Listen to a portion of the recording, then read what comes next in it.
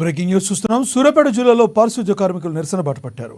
Kodad municipality ముందు వారు ఆందోళన చేస్తున్నారు.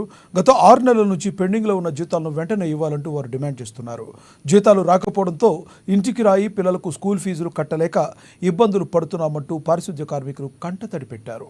అదేవిధంగా కాంట్రాక్ట్ నుండి అవుట్సోర్సింగ్ తమ పేర్లను నమోదు చేయాలని కూడా డిమాండ్ చేస్తున్నారు. లేకుంటే తమ ఆందోళనను మరింత ఉధృత చేస్తామంటూ హెచ్చరిస్తున్నారు.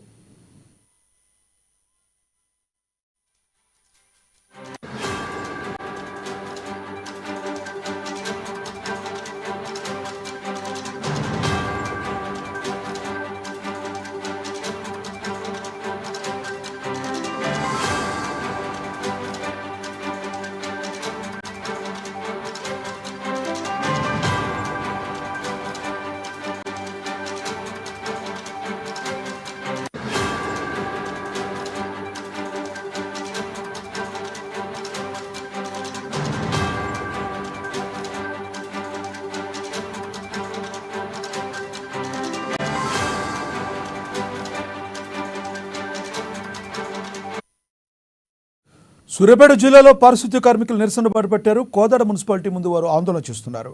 గత 6 నెలల నుంచి పెండింగ్లో ఉన్న జీతాలను వెంటనే ఇవ్వాలంటూ వారు డిమాండ్ చేస్తున్నారు. జీతాలు రాకపోవడంతో ఇంటికి రాయి పిల్లలకు స్కూల్ ఫీజులు కట్టలేక ఇబ్బందులు పడుతున్నామంటూ పారిశుధ్య కార్మికులు కంటతడి పెట్టారు. అదేవిధంగా కాంట్రాక్ట్ నుండి అవుట్సోర్సింగ్ తమ పేర్లను నమోదు చేయాలని కూడా డిమాండ్ చేస్తున్నారు.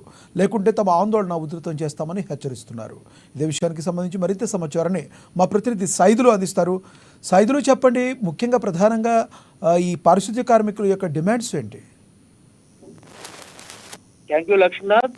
సూర్యాపేట జిల్లా కోదాడ మున్సిపాలిటీ పరిధిలో అయితే నేడు పారిశుద్ధ కార్మికులు ఆందోళన వ్యక్తం చేస్తా ఉన్నారు. కోదాడ మున్సిపాలిటీ పరిధిలో పనిచేస్తున్నటువంటి సుమారు 110 మంది పారిశుద్ధ కార్మికులకు దాదాపుగా 6 నెలల నుండి జీతాలు లేకపోవడంతో తీవ్ర ఇబ్బందులకు గురవుతున్నామని ఆరోపణ అయితే వస్తా ఉన్నది. దీనికి సంబంధించి ఏదైతే కాంట్రాక్ట్ నుండి అయితే అవుట్ సోర్సింగ్ చేయాలని కూడా వాళ్ళు డిమాండ్ వ్యక్తం చేస్తున్న పరిస్థితి కనిపిస్తుంది. దాని ముందు ఈరోజు ఏదైతే మున్సిపాలిటీ కార్యాలయం ఏదైందో దాని ముందు నిరసన వ్యక్తం చేస్తున్నటువంటి పరిస్థితులు అయితే చూస్తా ఉన్నాం. దాంతో పాటు రోజువారీగా అయితే కూలి పనులు చేస్తే ఇల్లు గడుస్తుందనే ఆలోచనతో వీళ్ళు కనీసం ఇంటి రెంటు, పిల్లలకు స్కూల్ ఫీజులు కూడా కట్టలేని పరిస్థితి ఏర్పడిందని ఈ రోజు దాదాపుగా 6 నెలల నుండి శాలరీస్ లేక ఇబ్బందులకు గురవుతున్నామని, ఇలాంటి దుర్భర స్థితిలో బతుకుతున్నామని అయితే వీళ్ళు ఈ రోజు ఆందోళన వ్యక్తం చేస్తా ఉన్నటువంటి పరిస్థితి కనిపిస్తా ఉంది. దాదాపుగా 6 నెలల నుండి జీతాలు ఇవ్వకపోవడంతో సంబంధిత అధికారులని